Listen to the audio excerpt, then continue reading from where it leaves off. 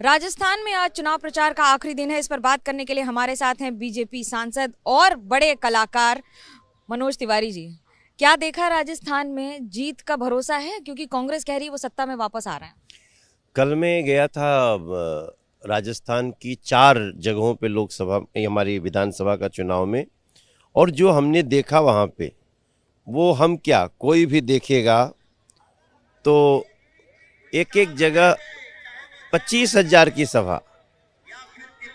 तो ऐसी स्थिति में हमने तो जो अपनी नज़रों से देखा है वो कोई भी देखेगा मनोज्ञा जी तो सोचेगा ये क्या है। तो ये कहती आप तो पैसा देके भीड़ ले आते हैं, बीजेपी के पास बहुत पैसा है, सबसे पैसे वाली पार्टी। हाँ, ये जो है ना, मनोज तिवारी के पास पैसा नहीं है कि वो इतनी भीड़ लाए और राजस्थान के जयपुर में 25,000 की सभा करे। ये आवाज़ सुनिए।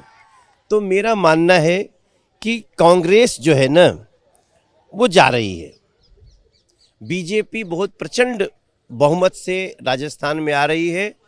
और सिंपल सी बात है कि आप सुन करके हैरानी होगी कि पूरे देश में 96 रुपीज़ लीटर पेट्रोल मिल रहा है, यहाँ राजस्थान में 108 रुपये लीटर पेट्रोल मिल रहा है।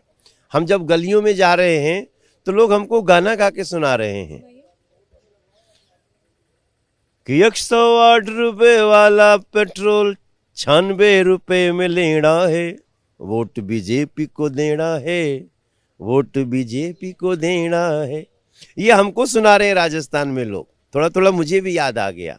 मेरा मानना है इस समय कांग्रेस की जो करनी है, लोग गलियों में क्या गा रहे हैं, राजस्थान का खोया गौरव वापस लाना है, पेपर लीक करने वालों को सजा दिलाना है, जिसने भ्रष्टाचार में, जिसने बलात्कार में राजस्थान को नंबर 1 बनाया, ऐसी कांग्रेस को बिल्कुल रसातल में पहुंचाना है, बीजेपी को लाना है। ऐसे हमको गाना ये कल कोई सुना रहा था, सो आई एम जस्ट रिपीटिंग।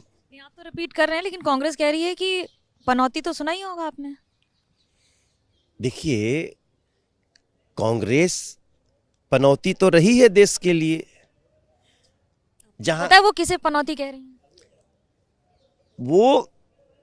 वो अपने को कह रहे हैं। वही कांग्रेस है ना, जब थी तो हमारे सैनिकों के गर्दन भी काट लिए जाते थे। वही कांग्रेस है ना, उससे बड़ी पनौती कौन हो सकता है। वही कांग्रेस है ना जिसके रहने पे लोग लाख लाख करोड़ के घोटाले कर जाते थे। आज 750 करोड़ का फिर से संपत्ति सीज हुआ, उसी राहुल गांधी और सोनिया गांधी का।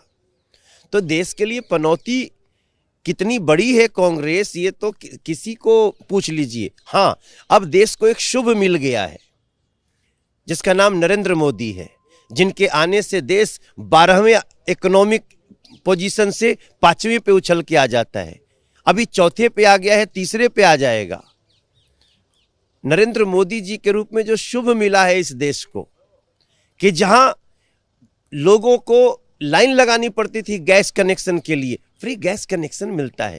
पैसा कहाँ है, इतनी महंगी गैस है। वही तो कांग्रेस कह रही है कि आप रिबेट दे, सब्सिडी दे, उसका कोई मतलब ही नहीं है जब गैस भराने का पैसा नहीं है। नहीं, तो ये गैस भराने का पैसा खाली कांग्रेस की जुबान पे नहीं है।